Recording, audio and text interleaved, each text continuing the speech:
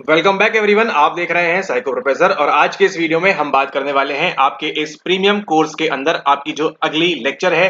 अगला जो ये लेक्चर है आपके लिए काफी ज्यादा इंपॉर्टेंट होने वाला है, क्योंकि ये रहने वाला है थोड़ा सा लॉन्ग, क्योंकि आप लोग की डिमांड थी यहाँ पर कि आपको जो है लंबे लंबे लेक्चर्स चाहिए। तो इस लेक्चर का आनंद उठाइए और अपनी तैयारी को एक अगले लेवल पर लेके जाइए। इसी के साथ साथ अगर आप कंप्लीट जो है पेड वाला कोर्स ज्वाइन करना चाहते हैं तो आप नीचे दिए गए नंबर पे संपर्क करके फुल कंप्लीट कोर्स ले सकते हैं, जहां पर आपको मिलती है 2019 से लेके 2024 तक के सभी पीवाईक्यू सॉल्व और किस तरीके से सॉल्व किए जाते हैं यहाँ पर वो आपको ऑलरेडी मालूम है। और नहीं मालूम है तो इस वीडियो को ध्यान से देखिएगा। एंड उसी के साथ साथ अभी यहाँ पे एक नया वेंचर आपके इंग्लिश मीडियम के लिए भी स्टार्ट हुआ है। तो अगर आप कंप्लीट इंग्लिश मीडियम में पढ़ना चाहते हैं चीजों को, यहाँ पर कंप्लीटली आपको चाहते हैं कि आपको इंग्लिश में सारा कंटेंट मिले, तो यहाँ पर भी आप उसके लिए नीचे दिए गए नंबर पे संपर्क करके जानकारी लेके, और जितनी बार हमने करके बोला है उतनी बार आप रिवाइज करेंगे तो आपको कोई भी नहीं रोकेगा एग्जाम पास करने से।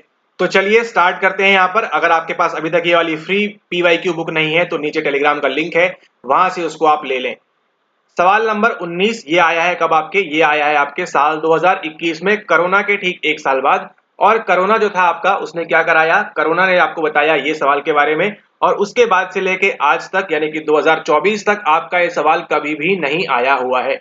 तो क्या आपको इस सवाल को इंपॉर्टेंस देना है? आपको इस सवाल को इंपॉर्टेंस कदापि बिल्कुल भी नहीं देना है। लेकिन हाँ, ऐसे सवालों के आने की संभावना कितनी रहती है? ऐसे सवालों के आने की संभावना रहती है आपकी 5 से 10%। लेकिन अगर आप नेट और जेआरएफ निकालना चाहते हैं तो आपको ये सवाल भी बनने चाहिए। इनका आपको रिवीजन इतना करना है, और बाकी के जो सवाल होते हैं आपके रिसर्च के, डेवलपमेंट के, पियागेट के, सिगमंड फ्रॉइड के, उनको आपको 80 to 90% आने की संभावना रहती है। उनको आपको मैक्स टू मैक्स रिवाइज करना है। अब हम देखते हैं यहाँ पे सवाल क्या बोल रहा है। Young adults who return after leaving home for some period to live in their middle aged parents home are known as. वह नौजवान, नौजवान कितने साल का होगा? ऑब्वियसली 18 से 25 से 30 साल के आसपास होगा, जो घर छोड़ने के कुछ समय बाद अपने अधेड़ उम्र के माता पिता, अधेड़ उम्र के माता पिता कितने होंगे आपके? 40-45 ईयर्स के ऊपर हम कह सकते हैं अधेड़ उम्र आपकी चल रही है, के घर रहने के लिए वापस आ जाते हैं। उन्हें कहा जाता है, क्या कहते हैं उनको? सैंडविच बच्चे, हितैषी बच्चे, बूमरैंग बच्चे, या फिर अनुपालन करने वाले बच्चे। तो अगर आप ध्यान से देखेंगे तो ये सवाल एब्सर्ड है, कहीं से भी आपके सिलेबस में इस प्रकार से कोई भी चीज मेंशन नहीं है। लेकिन अगर आप यहाँ पर देखेंगे तो किसकी बात हो रही है? एडल्ट की बात हो रही है और मिडिल एज पेरेंट की बात हो रही है। यानी कहीं ना कहीं ये सवाल आपके डेवलपमेंटल साइकोलॉजी से संबंधित है। लेकिन आपको कहीं भी किसी भी पुस्तक में इस प्रकार से आपको डायरेक्ट इसका रेफरेंस देखने नहीं मिलेगा कि इन बच्चों को हम ऐसा बोलते हैं, क्योंकि ये वैसे सवाल हैं जो कभी कभी एक बार आते हैं और उसके बाद कई सालों बाद इनको रिपीट किया जाता है, और जिनके रिपीट होने की संभावना काफी कम रहती है। अब हम समझेंगे यहाँ पे sandwich children, benevolent children, boomerang children और कंप्लायंट चिल्ड्रन के बारे में। सैंडविच बच्चे, बूमरैंग बच्चे और हितैषी बच्चे और अनुपालन करने वाले बच्चों के बारे में अभी हम यहाँ पर देखने वाले हैं। अगर हम यहाँ पर देखें तो हमको नाम से समझ में आ रहा है कि अनुपालन करने वाले बच्चे कौन से होंगे, कंप्लायंट बच्चे कौन से होंगे। अगर आपको ये भी नहीं पता तो यहाँ पे देखिए, आपको एक चीज का मतलब पता है, वो क्या है? वो है कंप्लायंस, है ना। कंप्लायंस की अलग अलग तकनीक होती है, क्यों? ताकि आप अपनी बात उनको मनवा सकें, और उसी बात को मनवाने के लिए कंप्लायंस जो आपकी तकनीक है उसी से निकल के क्या आया है? उसी से निकल के आया है आपका कंप्लायंट चिल्ड्रन। यानी कि ये कौन से बच्चे होंगे? ये वैसे बच्चे होंगे जो अपने माता पिता की बात सुनते होंगे, आपकी तरह अच्छे बच्चे यहाँ पर होंगे। इसलिए इनको क्या बोल रहे हैं हम? इसलिए इनको हम बोल रहे हैं अनुपालन करने वाले बच्चे, और यही इसका कंसेप्ट होता है। ठीक है। कंप्लायंट चिल्ड्रन कौन से हैं? जो अपने माता पिता की बात सुनते हैं, कंप्लाई करते होंगे। इस प्रकार से आप इसको समझ सकते हैं, बस इतना ही समझना है, इसके अलावा कुछ भी नहीं करना है। अब अगली हम बात करें, देखिए अगला क्या लिखा हुआ है। अगला यहाँ लिखा हुआ है आपको सैंडविच चिल्ड्रन। ठीक है। अब यहाँ पढ़ेंगे हम सैंडविच बच्चे। तो क्या ये बच्चे सैंडविच खा रहे हैं? नहीं। यहाँ पर देखिए ये है सैंडविच बच्चा, यानी कि आपकी बात है, हमारी बात हो रही है यहाँ पर। ये क्या है? हम सैंडविच बच्चे हैं यहाँ पर। यहाँ पर क्या है? यहाँ पर हमारे माता पिता है जो क्या हो रहे हैं? बट ऑब्वियस सी बात है, यहाँ पर बूढ़े हो रहे हैं। ठीक है, अधेड़ उम्र के ऊपर जा रहे हैं यहाँ पर। और उसी के साथ साथ यहाँ पर क्या है? हमारे छोटे मोटे नन्हे मुन्ने क्या है यहाँ पर? जाइगोट से फॉर्म होते होते छोटे छोटे यहाँ पर क्या हो चुके हैं? आपके हमारे यहाँ पर बेबीज हो चुके हैं। अब ये जो है आप और हम क्या करने वाले हैं? यहाँ पर हम चक्की में पिसने वाले हैं, हमारा सैंडविच बनने वाला है, क्योंकि हमको जो है इनका भी ध्यान रखना है और उसी के साथ साथ हमको जो है इनका भी ध्यान रखना है। ठीक है। तो ये जो हमको दोनों ध्यान रखना है, और इसके बीच हम क्या हो चुके हैं? इसके बीच हम हो चुके हैं यहाँ पर, हमारा सैंडविच यहाँ पर बन चुका है। सैंडविच क्यों बनता है? क्योंकि देखिए आपके पास होती है ब्रेड की एक स्लाइस, और उसके बीच में क्या होता है? एक आपका आलू का कुछ होता है, या जो भी आपकी वेजिटेबल्स वगैरह, वेजीज वगैरह है। और नीचे आपकी क्या होती है? नीचे आपकी एक और यहाँ पर ब्रेड की स्लाइस होती है। तो पहली जो ब्रेड की स्लाइस है वो आपके माता पिता है, और दूसरी जो ब्रेड की स्लाइस है वो क्या है? वो आपके यहाँ पर छोटे छोटे बच्चे। और यहाँ पर ये जो आलू की पेटिस रखी हुई है, ये क्या है? ये आप हैं, हम हैं, और यहाँ पर हम क्या हो चुके हैं? यहाँ पर हमको कहा जाएगा क्या, हमको कहा जाएगा यहाँ पर सैंडविच बच्चा यानी कि सैंडविच चिल्ड्रन। तो क्या यहाँ पे उस प्रकार की बात कर रही है? अब सवाल पढ़ते हैं, young adults who return after living home for some period to live in their, नहीं यहाँ पे तो ऐसी कुछ बात नहीं हो रही है, यहाँ पे चिल्ड्रन वगैरह की बात कहीं भी नहीं की गई है, यहाँ पे एडल्ट्स की बात की गई है और उनके माता पिता के बारे में बात की गई है। तो सैंडविच चिल्ड्रन भी इसका आंसर नहीं होगा, कंप्लायंट चिल्ड्रन भी इसका आंसर नहीं होगा। अब हम जो अगली बात करने वाले हैं वो क्या है? वो है आपका बेनेवोलेंट चिल्ड्रन यानी कि हितैषी बच्चे। अब हितैषी बच्चा कौन होगा? बेनेवोलेंट चिल्ड्रन वो होगा जो क्या करेगा, जो सबका यहाँ पर अच्छा चाहेगा, है ना, गुडविल वगैरह की बात करेगा, उसको आपको ध्यान रखना है, ठीक है। सबका अच्छा हो, सबका भला हो, इस प्रकार की चीजें जो ध्यान रखेगा वो कौन सा बच्चा है? वो आपका हितैषी है ना। आप क्या बोलते हैं? हम आपके हितैषी है, यानी कि हम आपका अच्छा चाह रहे हैं कि आपका एग्जाम क्लियर हो, ठीक है। इसका मतलब क्या है? हम क्या है आपके लिए? हम आपके लिए बेनेवोलेंट हैं। ठीक उसी प्रकार से जब क्या होगा, ये जो बच्चा है अपने माता पिता के प्रति क्या होगा? बेनेवोलेंट होगा। तो उसको हम बोलेंगे कि माता पिता का क्या चाह रहा है यहाँ पर? ये जो बच्चा है यहाँ पर अच्छा ही चाह रहा है, ठीक है, गुडविल चाह रहा है, उनके काइंडनेस वगैरह, ग्रेटिट्यूड वगैरह सब कुछ देना चाह रहा है वो, यानी कि यहाँ पर क्या है? वो हितैषी है, उनकी भलाई चाहता है वो इस केस में अपने माता पिता की, ठीक है। तो यहाँ पर आपने समझ लिया है सैंडविच बच्चों के बारे में, जो क्या होगा, माता भी रहेंगी, पिता भी रहेंगे और उनके बच्चे भी रहेंगे, मतलब आपके बच्चे रहेंगे। बेनेवोलेंट चिल्ड्रन अपने माता पिता के बारे में अच्छा अच्छा सोचो, अच्छा अच्छा करो, वो सारी चीजें। कंप्लायंट चिल्ड्रन क्या करेंगे? माता पिता जो बोलेंगे उसका पालन करेंगे, और उसी के साथ जो अंत में ये जो आपका आंसर निकल के आने वाला है सही, वो है क्या है आपका? वो है आपका बूमरैंग बच्चे। ऑप्शन नंबर 3 जो है आपका यहाँ पर ये सही आंसर है, ठीक है। अगर आपको मालूम है बूमरैंग क्या होता है, इस प्रकार से एक डिवाइस नहीं कहेंगे, एक प्रकार की लकड़ी का इस प्रकार से बनाते हैं। वो क्या होता है, जब आप उसको दूर फेंकते हैं तो क्या होता है? घूम के वो यहाँ पे वापस आता है। ठीक इसी प्रकार से आप यहाँ पर थे, आप गए थे घूमने अकेले रहने के लिए, फिर आपको मालूम पड़ता है यहाँ पर आटे दाल का भाव की बाहर बहुत महंगाई है, और फिर क्या करते हैं आप? यहाँ पर आके अपने मिडिल एज पेरेंट्स के साथ रहना स्टार्ट कर देते हैं, ठीक है। महंगाई जस्ट एग्जांपल है, और कई भी कारण वहां पर हो सकते हैं, ठीक है। उनको हम क्या बोलते हैं? उनको बोलते हैं यहाँ पर हम बूमरैंग चिल्ड्रन, यानी कि ऐसे बच्चे 18-20 साल में ओके मैं अच्छा हूं, ऐसा करूंगा वैसा करूंगा, जाते हैं बाहर, और फिर जो है अपने 30-35 साल के आसपास वो जो है वापस अपने माता पिता के साथ यहाँ पर लौट के आते हैं। उनको हम क्या बोलते हैं? उनको हम बोलते हैं बूमरैंग। आपने देखा ना, ए से लेके बी पॉइंट तक गए एंड देन बी से लेके अगेन ए पॉइंट तक यहाँ पर आए, ठीक है। इनको हम क्या बोलेंगे? इनको हम बोलेंगे बूमरैंग बच्चे, और ये आपका 100% सही आंसर होगा।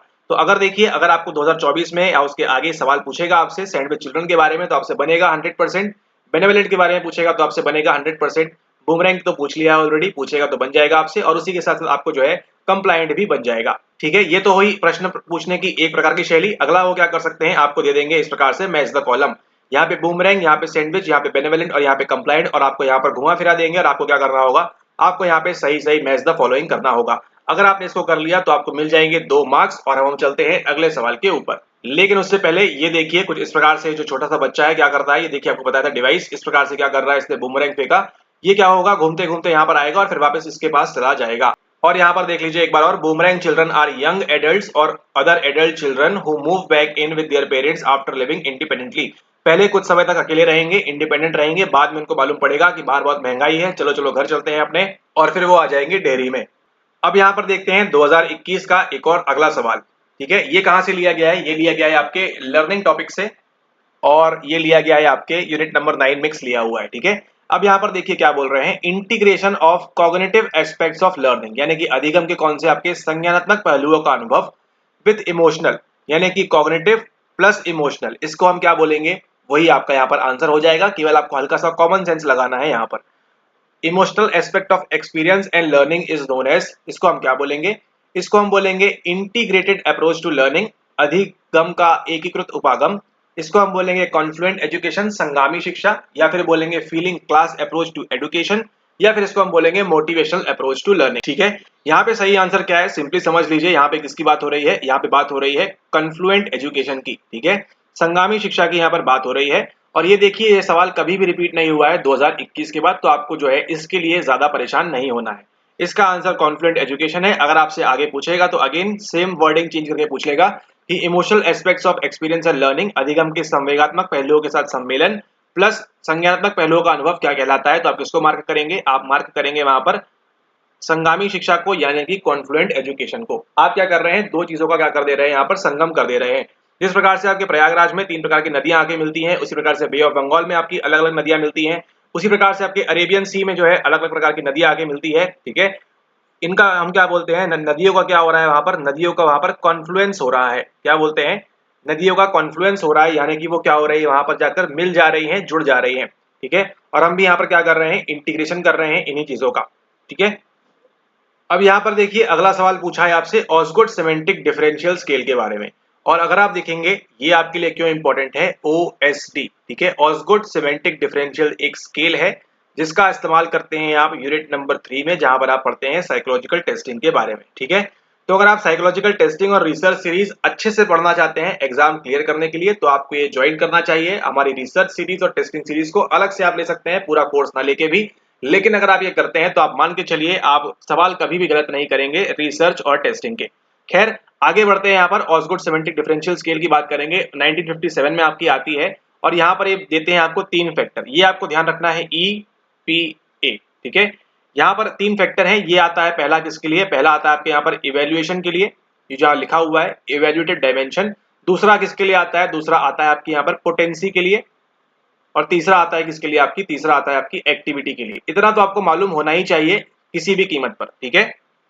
यानी कि जब भी हम ऑसगुड सिमेंटिक डिफरेंशियल स्केल की बात करेंगे तो आपको ध्यान रहना चाहिए इसके अंदर 3 जो डायमेंशंस हैं, 3 जो फैक्टर्स हैं वो आते हैं, वो है आपके EPA। यानी कि ये होता है आपके इवेल्युएशन के लिए, ये होता है आपकी पोटेंसी के लिए, और ये होता है किसके लिए, आपका एक्टिविटी फैक्टर।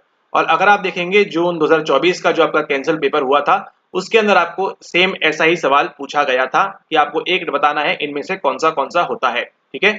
ओके, तो यहाँ पर देखिए आपको अलग अलग दिया हुआ है, क्लीन दिया हुआ है, डर्टी, स्लो, फास्ट, और इस प्रकार से दिया हुआ है। सही आंसर यहाँ पर क्या है, सही आंसर आपका यहाँ पर स्लो एंड फास्ट, मंद और तीव्र यहाँ पर, ठीक है। क्योंकि सवाल में आपसे क्या पूछा है, सवाल में पूछा है नॉट कंसिडर्ड, कौन सा होता है वो नहीं पूछा। Which one of the following is usually not considered an example of the evaluative dimension of the Osgood semantic differential scale. यानी कि ऑसगुड सिमेंटिक डिफरेंशियल स्केल में जो आपका ई वाला डायमेंशन है, उस ई वाले डायमेंशन में से इन चारों में से कौन सा नहीं है। तो कौन सा नहीं है, देखिए ये है आपका स्लो एंड फास्ट, ये वाला जो है मंद और तीव्र वाला, ये आपका इवैल्यूएटेड डायमेंशन नहीं है। तो आपके मन में सवाल आना चाहिए कि सर अगर ये इवैल्यूएटिव डायमेंशन नहीं है तो फिर कौन सा है, क्या ये पोटेंसी वाला है या फिर ये एक्टिविटी वाला डायमेंशन यहाँ पर है। तो यहाँ पर जो आपका स्लो एंड फास्ट वाला है ये किसके अंदर आता है, ये आता है आपकी क्रिया वाले यानी कि एक्टिविटी फैक्टर के अंदर, ठीक है। तो आप ध्यान रखेंगे, देखिए आप नोट्स बनाइए इसके साथ साथ में, स्मार्टली आपको पढ़ाई करनी है। क्लीन, डर्टी, गुड, बैड और काइंड, क्रूएल किसके अंदर आएगा, आपके आएगा इवैल्यूएटिव डायमेंशन के अंदर। और अगर आपको लग रहा है कि हम मजाक कर रहे हैं आपके साथ, तो यहाँ पर देखिए 100 नंबर का सवाल पूछा गया है, कब आपको, 18 जून वाले कैंसल एग्जाम के अंदर, ठीक है। सवाल थोड़ा सा स्टैंडर्ड यहाँ पे लो है काफी पूछने का, लेकिन फिर भी आप ध्यान रखिए क्या पूछा है आपसे, आपसे पूछा है डल एंड शार्प के बारे में, ठीक है। तो आप बताइए यहाँ पर देखिए evaluation, potency, activity factor, tautness factor क्या होता है, ये तो कोई फैक्टर ही नहीं है। मतलब ये बात तो आप फिक्स कर लीजिए अपने मस्तिष्क में कि ओएसडी के अंदर टॉटनेस फैक्टर नाम की कोई चीज नहीं है, कोई विषय वस्तु नहीं है, इसका अस्तित्व ही नहीं है। केवल 3 चीजों का अस्तित्व है, एक्टिविटी फैक्टर, इवैल्यूएशन फैक्टर और आपका यहाँ पर पोटेंसी फैक्टर, ठीक है। इस बात को आपको ध्यान देना है यहाँ पर। और यहाँ पर अलग अलग जगहों पे अलग अलग दिया हुआ है, लेकिन जिसको एनटीए मान रहा है वो है आपका यहाँ पर एक्टिविटी फैक्टर, इसको आप यहाँ पर ध्यान रखें, ठीक है। ऑल राइट, अब हम चलते हैं अगले सवाल के ऊपर, सवाल number 22। In which schools of Indian thought about yoga प्रकृति, यहाँ से क्या स्टार्ट होती है आपकी यूनिट नंबर 1 यहाँ से स्टार्ट होती है। प्रकृति remains isolated as a principle of ultimate reality into self and is active only in the presence and service of पुरुषा। यहाँ पे सिंपल सा इसका आंसर है, कहां पर आपको देखने मिलता है, इंटीग्रल योगा फिलोसफी के अंदर, वेदांत के अंदर, सांख्य के अंदर या फिर सहज योग के अंदर आपको देखने को मिलता है। तो आपको ये कहां देखने मिलेगा, ये आपको देखने मिलेगा केवल और केवल किसके अंदर, आपको सांख्य दर्शन के अंदर, ठीक है। सांख्य दर्शन के अंदर आपको जो है देखने मिलेगा, इंटीग्रल योगा के अंदर नहीं मिलेगा, वेदांत के अंदर भी नहीं मिलेगा और सहज योग के अंदर भी आपको ये नहीं मिलेगा। आपका जो सांख्य दर्शन है कुछ इस प्रकार की बात करता है, देखिए ये पुरुष है, विटनेस कॉन्शियसनेस है यहाँ पर, और यहाँ पर क्या है, यहाँ पर आपकी प्रकृति है, आई कॉन्शियसनेस, माइंड, इस प्रकार की बात है, कॉग्निशन है, इमोशंस है, एजिंग है, सॉरी एक्टिंग है यहाँ पर, ठीक है। तो इसको आप देख सकते हैं, लेकिन उतना कुछ आपसे सवाल खास यहाँ पर बनाएंगे नहीं आपसे फिर से, ठीक है। तो आपको मालूम पड़ गया यहाँ पर कि आपको जब भी प्रकृति और पुरुष की बात होगी, ये बात करता है सांख्य योग, सॉरी नॉट सांख्य योग, बट आपकी बात करता है यहाँ पर सांख्य दर्शन के अंदर। और उसी के साथ साथ यहाँ पर बात किसकी करते हैं, यहाँ पर बात करते हैं कि रियलिटी जो है आपकी, उसके अंदर 2 चीजें हैं, पहली है आपकी प्रकृति और पुरुष, और उन दोनों के जो इंटरकनेक्शन, ये सब चीजें होती हैं, और फिर आप जो है वास्तविकता का अनुभव करते हैं। फिर यहाँ पर देखिए ये सहज योगा, ये आपके लिए इंपॉर्टेंट है, क्यों, क्योंकि देखिए यहाँ से सवाल बनाया नहीं है 2021 से लेके अभी तक, तो ये पॉइंट अभी छूटा हुआ है, आपसे नियर फ्यूचर में सवाल बनाएंगे। तो इसकी शुरुआत होती है आपकी 1970 में, कोई निर्मला श्रीवास्तव करके कोई देवी है, उस प्रकार से उनका नाम यहाँ पे लिया जाता था। एंड जो उनके फॉलोअर्स थे वो उनको माताजी करके भी रिफर करते थे। तो आपको ध्यान रखना है ये रिसेंट वाला है, आपको ये बताने का मतलब ये नहीं कौन क्या था, लेकिन 1970 में इसकी स्टार्ट हो रही है सहज योग की, ये आपको ध्यान रखना है, मतलब रिसेंट समय की बात है, ठीक है। कुछ आपके 50 साल पहले की बात है, सहज योग आपका ये स्टार्ट होता है, ठीक है। ऑल राइट, सांख्य के बारे में आपको ऑलरेडी बता दिया है। वेदांत की अगर हम बात करें, वेदांत देखिए आपका फिलोसफी का स्कूल है, और पहले हम बात करेंगे इंटीग्रल योगा के बारे में। तो इसके बारे में कौन बताते हैं, ये बताते हैं आपको श्री औरबिंदो, ठीक है। ये आपको सवाल बार बार देखने मिलेगा औरबिंदो से संबंधित, तो इसके लिए आप प्रिपेयर रहिएगा। इनका जो ऑरोविल है वो भी आपसे पूछ सकते हैं नियर फ्यूचर में कहां पर है, ये आपका पुडुचेरी के अंदर होता है, ठीक है। ऑल राइट, और उसी के साथ देखिए वेदांत की अगर हम बात करें तो वेदांत जो है आपका, इसको आप एक और नाम से जानते हैं, वो है आपका क्या, वो है आपका उत्तर मीमांसा, यानी कि वेदों को छोड़ो और जो है आप क्या करो, वेद का अंत करो। इन शॉर्ट, वेद प्लस अंत क्या मिलता है, बना के बनता है आपका वेदांत, ठीक है। तो यहाँ पर वेदांत तो ठीक है, लेकिन आपके लिए इंपॉर्टेंट क्या हो जाते हैं, आपके लिए इंपॉर्टेंट हो जाते हैं वेद, क्योंकि इसी से संबंधित सवाल आपको पूछा गया था। कब पूछा गया था आपसे, 2024 के अंदर, ठीक है। तो ऐसे सवालों के लिए भी आपको प्रिपेयर रहना है। तो यहाँ पर देखिए, अगर आपको कुछ भी वास्ता नहीं है इन वेदों से, तो आपको ध्यान रखना है, सबसे पहले क्या आएगा, ऋग्वेद आएगा, फिर आपका यजुर्वेद, फिर सामवेद और फिर अथर्ववेद। इनके बारे में आपको जो है निमोनिक बना लेना है, रहस्य करके, RYSA, ठीक है। ये आएगा आपका ऋग्वेद, ये आएगा आपका यजुर्वेद, ये आएगा आपका सामवेद, और ये आएगा कौन सा आपका, अथर्ववेद। अब यहाँ पर देखिए इनके बारे में कुछ दिया हुआ है कि ऋग्वेद के अंदर क्या है, प्रेज ऑफ गॉड्स यहाँ पे दिए हुए हैं। सामवेद के अंदर क्या है, ओरिजिन ऑफ म्यूजिक, शब्द गीत वगैरह की बात है, ब्रह्मनाद ब्रह्म ये सब दिया हुआ है। वेदास ऑफ वर्शिप, किस प्रकार से पूजा करनी है, वो दिया हुआ है यजुर्वेद के अंदर। और यहाँ पे क्या दिया हुआ है, यहाँ पे दिया हुआ है अथर्ववेद के अंदर, various branches of science, Ayurveda, economics और वो सब चीजें जो है आपके आम जीवन की है, उनको यहाँ पर डाला गया हुआ है किसके अंदर, आपके अथर्ववेद के अंदर, ठीक है। तो आगे के लिए देखिए आपको ये भी बता दे रहे हैं यहाँ पे, इसको आपको ध्यान रखना है, पूछेंगे नहीं वैसे, लेकिन अगर 5% से 10% चांस भी अगर आपको पूछ लिया यहाँ पर, तो आपका एज रहेगा, आपको आपको सही सही करते हुए बन जाएगा, ठीक है। तो हमारे पास देखिए 4 वेद है हमारे पास, ऋग्वेद के अंदर कुछ इतने मंत्र हैं, यजुर्वेद के अंदर सामवेद और अथर्ववेद, इनको आपको केवल नाम ध्यान रखने हैं इनके, ठीक है। फिर देखिए 6 वेदांग की बात करें तो 6 वेदांग कौन से हैं, वेद के अंग, ठीक है। यानी कि अगर हम बात करें बॉडी, बॉडी क्या हो गई आपकी, बॉडी वेदांत हो गए आपके। और जब हम बोलेंगे बॉडी पार्ट्स, तो क्या हो जाएंगे, हमारे शरीर के अंग। अब उसी प्रकार से इनके अंग कौन कौन से हैं, देखिए यहाँ पर, यहाँ लिखा हुआ है शिक्षा, फोनेटिक्स और ग्रामर के बारे में, ठीक है। व्याकरण, शिक्षा व्याकरण, छंद आपके मीटर्स, निरुक्तम आपके इटमोलॉजी, ओरिजिन ऑफ वर्ड्स कैसे वर्ड बनते हैं, ज्योतिषम एस्ट्रोनॉमी और कल्पम यानी कि सेरेमनीज वगैरह की यहाँ पर बात की गई है, ठीक है। ओके, पार्ट देखिए, nose mouth feet years I hand क्यों दिया हुआ है यहाँ पे, तो देखिए पता नहीं क्यों दिया हुआ है, आप अगर आपको मालूम है तो कमेंट करके बताइएगा, हमको ही मालूम पड़े कि ये इनका क्या रिलेशन है इस प्रकार से। और यहाँ पर देखिए 4 उपवेद जो है ये आपके लिए इंपॉर्टेंट है, ये इंपॉर्टेंट है आपके लिए, ये इंपॉर्टेंट है आपके लिए, और ये इंपॉर्टेंट है आपके लिए, ठीक है। इनके आपके नाम अगर आपको मालूम होंगे तो आपको वहां पर एलिमिनेट करने में आराम से बनेगा, ठीक है। आयुर्वेद देखिए, चरक सुश्रुत उनका संबंध है यहाँ से, धनुर्वेद से देखिए आपका विश्वामित्र का संबंध है, भरत मुनि का गंधर्व वेद से यहाँ पर है, और आपका जो स्थापत्य वेद और अर्थशास्त्र है उसका भृगु और वेद व्यास। थोड़ा थोड़ा आप इनके केवल नाम ध्यान रख लेंगे तो उतना आपके लिए काफी हो जाएगा। उपवेद 4 कौन से हैं, आयुर्वेद, धनुर्वेद, गंधर्ववेद और आपका यहाँ पर इस प्रकार से यहाँ पर ये दिया हुआ है, ठीक है। और जब से हम आपको क्यों बता रहे हैं ये, क्योंकि देखिए आपका ही एनटीए देखिए सवाल किस प्रकार से फ्रेम कर रहा है। अगर आपने ये सब नहीं पढ़ा तो आप कैसे पास करेंगे, कैसे आप आगे बढ़ेंगे, ये आपको ध्यान देना। देखिए लिया हुआ है ऋग्वेद के बारे में, सामवेद के बारे में, यजुर्वेद के बारे में और अथर्ववेद के बारे में, जो आपको बताया है रस्या, आपको ऐसे ध्यान रख सकते हैं, RASYA, रहस्य, या जो भी आपको रखना है।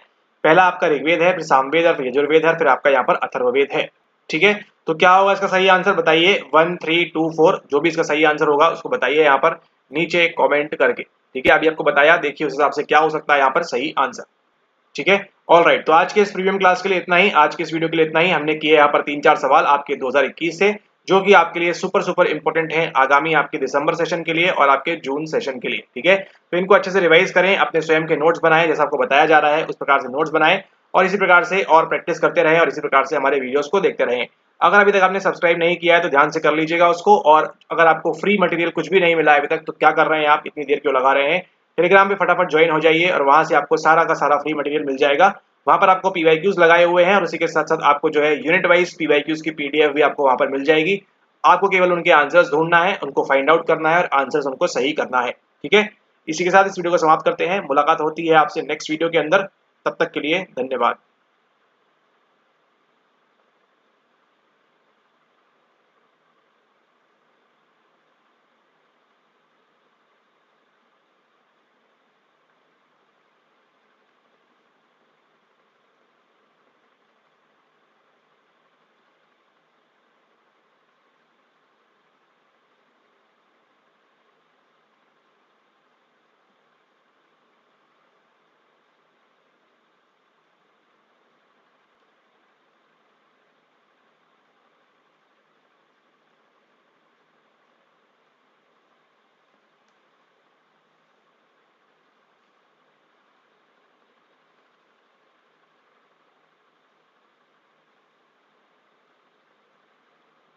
और अगर आप इसी तरह अच्छे से प्रिपेयर करना चाहते हैं अपने एग्जाम के लिए तो आप ज्वाइन कर सकते हैं हमारे कोर्स के अंदर, जहां पर आपको मिलते हैं सारे के सारे रिकॉर्डेड लेक्चर्स, ताकि आप अपने समय अनुसार उनको देख सकें बड़े आराम से और जल्दी जल्दी एग्जाम को क्लियर कर सकें। ज्वाइन करने के लिए आप इस नंबर पर संपर्क करके डिटेल्स ले सकते हैं और वहां से आप फटाफट जो है ज्वाइन कर सकते हैं बिना किसी देरी के, बिना किसी संपर्क के, क्योंकि कोरोना जो है खत्म हो चुका है और आपने देखा सवाल किस प्रकार से यहाँ पर आपको दिए जाते हैं।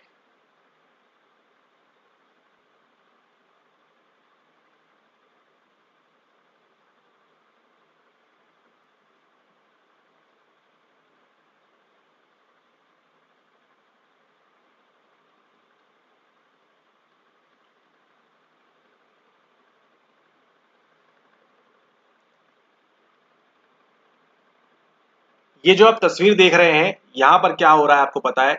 यहाँ पर हो रहे हैं आपको कन्वल्जन्स। इसको हम क्या बोलते हैं? इसको हम बोलते हैं कन्वल्जन्स। ये आपको बात ध्यान रखनी है। इसके पहले अगर आप हमारे वीडियोस फॉलो कर रहे हैं, रेगुलरली देख रहे हैं, तो आपको बताया था वहां पर एक और चीज के बारे में जिसको हम क्या बोलते हैं? जिसको हम बोलते हैं सीजर। ठीक है, SIEZ, इसका मतलब जर्मन में जी होता है। ZUR, खैर वो छोड़िए, यहाँ पर देखिए ZURE, इसको हम बोलते हैं सीजर और इसको हम बोलते हैं कन्वर्जेंस। यहाँ पर हो एक ही चीज रही है, जैसे आप सुना होगा आपने मिर्गी का दौरा पड़ना, हो एग्जैक्टली वही चीज रही है, लेकिन एक मुख्य डिफरेंस है इन दोनों के बीच में।